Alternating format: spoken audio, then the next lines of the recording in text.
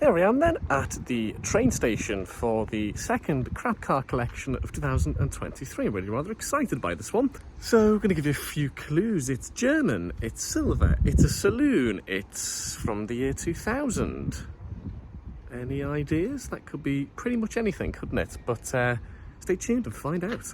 And inside my trusty rucksack is everything you may need for a crap car collection. We've got a USB charger for the phone, little radio or cigarette lighter adapter there. We've got an air compressor for the tyres and some jump leads. I probably should have packed some coolant, etc., and maybe some oil or whatever, but I suppose you're never really that far away from somewhere where you can buy those. So hopefully we won't need any of this.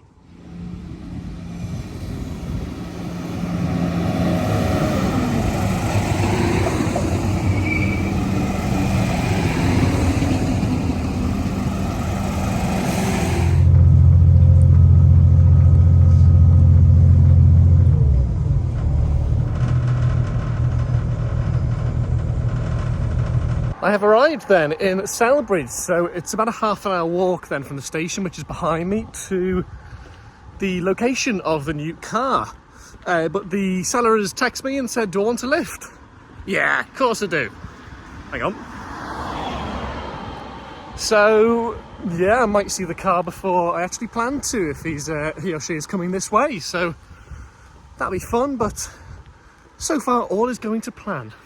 The new car has been collected. The seller came with me for the test drive, so I didn't do any videos or anything like that, but I've completed the purchase and I'm really excited. This is fantastic. Here it is. I've gone and bought myself a Disastra. Look at that. Oh, it's great, isn't it? Oh, no, honestly, I mean it. It really is great. It's just fantastic. It's a 2000 plate, 1.4 petrol, manual. And here it is in all of its glory. It was owned by an elderly gentleman since 2002. He was only the second owner, so obviously I'm only the third. And it has got all the hallmarks of elderly ownership. We got a little bit of damage here. Maybe able to source a new grille somewhere if I can be bothered. Wheel trims are a little bit scraped in places, and this one down here has definitely seen the wars. But hey, all adds character, doesn't it? We got slight corrosion staining here where the door rubbers meet, but again, no big issue.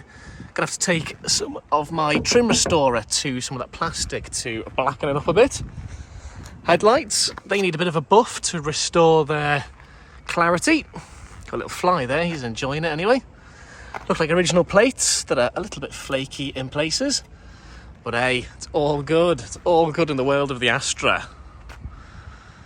Tyres, probably need new tyres for the NCT. They are a little bit bald in places, so yeah, I think that's basically just to get home on those and then sort them over the next couple of days. This trim here is a little bit knackered as well, held on with a cable tie. Always reliable, now in place there.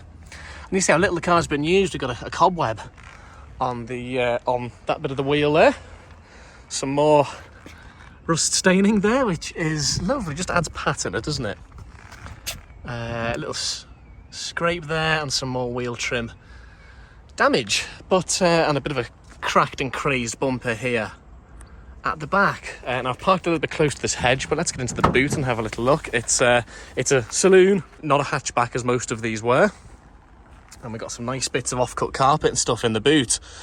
Can't argue with that. Smells very much like a boot as well. We got a full-size spare down there too, which is fantastic. Lovely cavernous boot. It's flipping huge in here, and you get a light, which I don't have in the 306. Ski hatch there as well for when I inevitably go skiing. Said nobody ever. I've just bestowed a butterfly there. That's a shame. A bit more bumper damage there, as you can see, but to be honest, I couldn't care less. Because she is just fantastic, isn't she? Got the lovely old Islands number 1. It does say supporter there, I can hardly read it because it's faded. That's a nice original sticker there. And original dealer sticker, and this is actually the garage. That's pretty much the garage there, straight ahead of us. The gentleman I bought it from was telling me, so that's all good. Yeah, listen, I'm really, really excited by this. It's absolutely fantastic, isn't it? Look at that. Oh, so let's have a little look at the interior. And just look at that upholstery. Oh, how late 90s, early 2000s is that? It's in really, really good nick as well. Will shine up very nicely with a bit of a clean, I'm sure, a bit of a deep clean. Aftermarket mats, they're not particularly nice, but who cares, really? Steering wheel has got fingertip controls for the radio. The radio works, so I assume they work as well. Haven't tested them yet, but I'm sure they do. Electric windows for the front, and manual keep fit mirrors. That's what you want, isn't it? And that's nice. That's really soft, that interior fabric there. Let's hop in and see what she's like in here. Lovely clear instrumentation. She has only done, if I can get the key, got the spare key here, she's only done 93,700 miles from new, so barely even run in. There we go, 93,793. So practically none.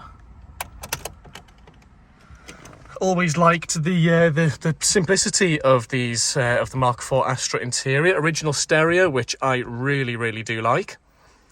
Vents are all good, clean them out. We've got our hazard switch there, which works. Our little digital LCD unit up there, which is there. You just can't see it that well because it's faded a bit over time. Maybe there's a brightness setting on that I can bring it up with. It's not 14 minutes past 3, it's 14 minutes past 4 because it hasn't been changed. It's the 28th, not the 27th, but that's okay. I'm being pedantic. Bit of storage here, you can pop your phone in there. We've got a nice little ashtray that looks like it's never been used, and the cigarette lighter there. Bit more storage down here. She's a 5-speed manual, more storage there, and another ashtray out the back which has got some aluminium in it, whatever that's for. Door bins, you can fit a small bottle of water in there, which is nice. We've got a glove box which has got cup holders, but I've got a feeling that may have originally gone down a little bit further so you can actually use the cup holders, but it looks like that little bit of plastic there is cracked, so maybe there's a way that I can free that up. But anyway, that's not top of my priorities right now.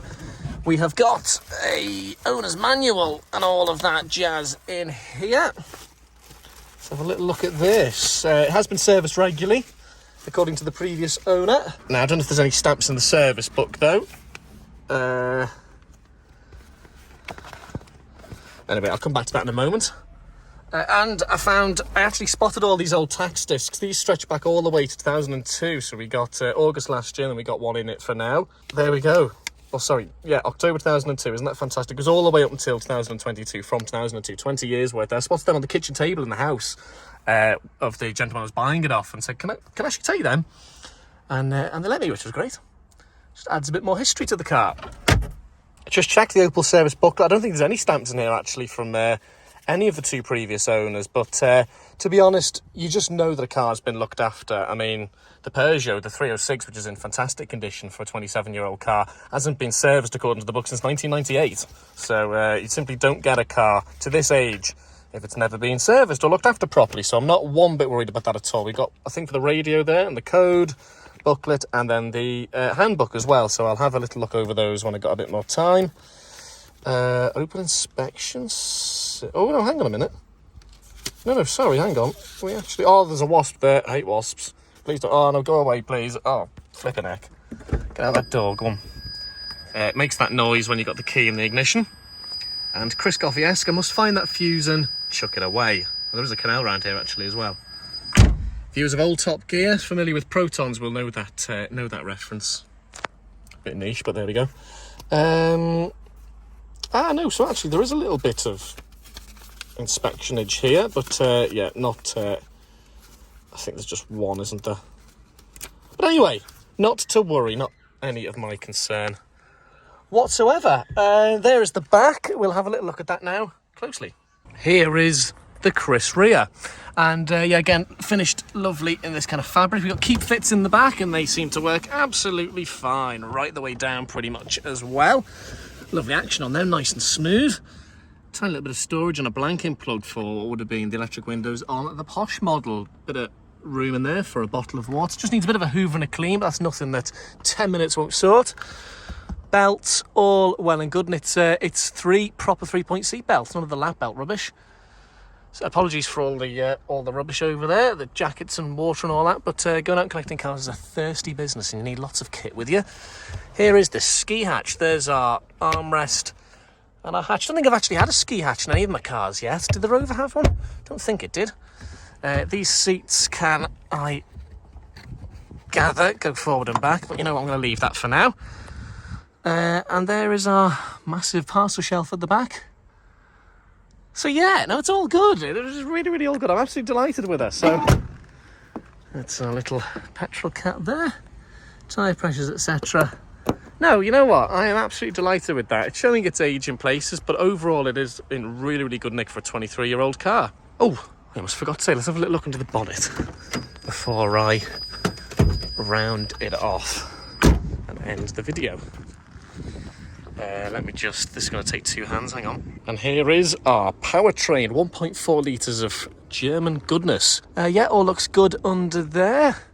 It needs a bit of a clean, if I can be asked to clean the engine bay, which I might not be. Radiator looks really, really clean, doesn't it? A few cobwebs knocking about, but that's all to be expected. Brand new battery, the gentleman that was selling it to me said, and he's not wrong, because that looks absolutely pristine. Strut tops all look nice and solid on this side, as they do here as well. I don't believe rust is an issue on these. So yeah, no, listen, look, all is good, really. I'm really, really happy with it. Yeah, she just looks really honest, doesn't she? Honest and well cared for. Okay then, so that's the little overview. Let's hit the road. Hello then and welcome to my new car. It is a Mark IV Opel Astra, or Vauxhall Astra. And I'm really quite happy with it, to be honest. So I'm just leaving Selbridge, where I picked it up about half an hour ago. And I'm on my way home. And initial impressions, now that I've gotten the foot down on my own, the seller came with me for the test drive, is, yeah, she moves all right, actually. She's a 1.6, so she's no ball of fire. But that's me in fifth gear there. She moves absolutely fine, thankfully. Bit of a squeal out the brakes, which you'll need looking at, and the tyres at the front are a little bit worn, so they're going to need doing. It's only got an NCT until the start of September, so what's that, just over a month on it. But who cares, really? It's nice. It's a saloon version as well, and 99.9% of the ones that I could see for sale in the UK and Ireland when I was researching these last night are all the hatchbacks. So I quite like this one. I think I found one that was a saloon. So yeah, I quite like that for rarity value alone.